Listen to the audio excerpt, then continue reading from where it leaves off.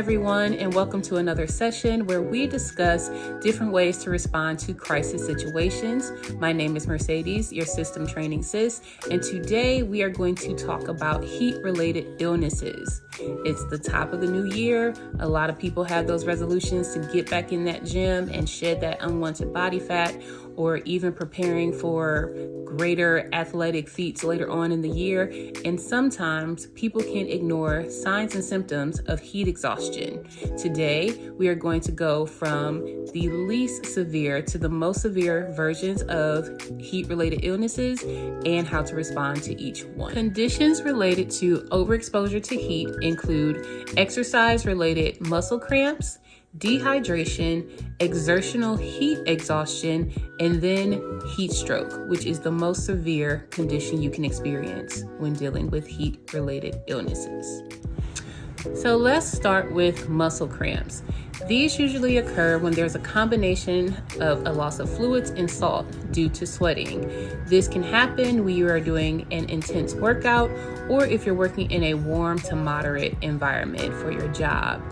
During these times where you feel that muscle cramp coming, there's usually a painful muscle spasm, most commonly happening possibly in the leg and in the stomach area, but it can be any muscle in the body. That also includes some fatigue. You might feel lethargic, or you might feel a bit dehydrated. If you begin to experience symptoms of muscle cramping, stop what you're doing and get to a cooler area. Then you want to get a sports drink to replenish the fluids and the salts that you lost due to heavy sweating. And also take time to gently massage that area to help that muscle relax. Next is dehydration. Dehydration is defined as when the body loses so much fluid that it cannot function normally. This can result in you feeling fatigued, having a dry mouth or throat, being confused, feeling tired, and feeling like you might want to pass out. Dehydration, or you are around someone who is experiencing dehydration and they are awake. Encourage them to drink a sports drink or water, whichever is available, to start to rehydrate the body. It is important that they sip it slowly so that they do not cause their body to reject too much fluid at one time, resulting in vomiting. You also want to make sure that you move yourself or the person experiencing those symptoms to a cooler area to reduce heat exposure and cool the body down. Next, we have exertional heat exhaustion, which is when someone becomes too hot during exercise or working and their body temperature rises above normal. Now, normal body temperature is around 98.6, so anything above that could be tiptoeing around exertional heat exhaustion. If you see someone experiencing exertional heat exhaustion, to care for this, you want to move them to a cooler area. Once you have them in a cooler area, loosen any clothes that they have on and begin to cool the body down. This can be done through spraying them with a spray bottle, getting some moist, cold towels and laying them on their body. It is also important that if they are conscious, that you get them to slowly drink some form of liquid. This can be a sports drink or water to get the hydration back up in the body. It is also recommended that you call 911 as these symptoms can increase and lead to a heat stroke. The most severe heat-related illness is a heat stroke. This is when the body reaches temperatures to a point that it is unable to regulate itself and can cause damage to the brain and different cells within the body, including those which are attached to vital organs. There are two types of heat strokes that can occur. The first one is known as a classic heat stroke. It is a heat stroke that tends to happen over a few days with temperatures increasing over time.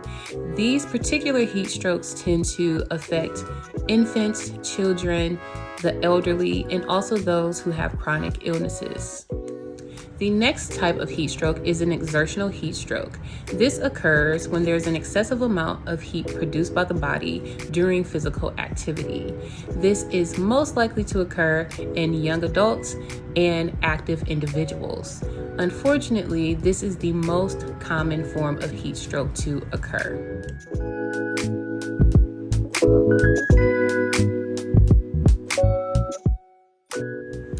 If you notice the signs and symptoms of a heat stroke, call 911 immediately.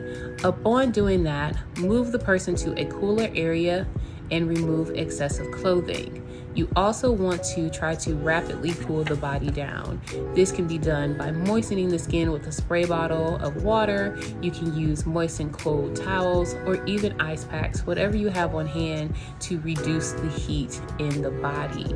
Also, prepare yourself to implement CPR due to the risk of someone becoming unresponsive until EMS arrives.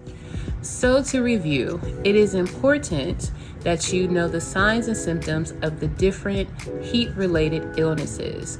From least to most, you have muscle cramps, you have dehydration, you have exertional heat exhaustion, and then the most severe is a heat stroke. As you are continuing to work in different environments or even get a workout to be the best version and a healthier version of yourself, it is important that you stay hydrated and listen to your body.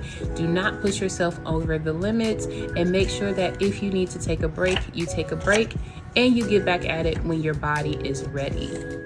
Thank you for attending today's session discussing heat-related illnesses.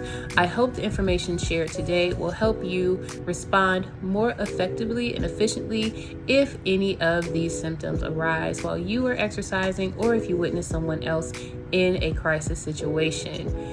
If you would like more information about heat-related illnesses or any other first aid, CPR, and AED related topics, please check the link below listed and follow the links as you need to. Again, thank you for being here, and I will see you in the next session.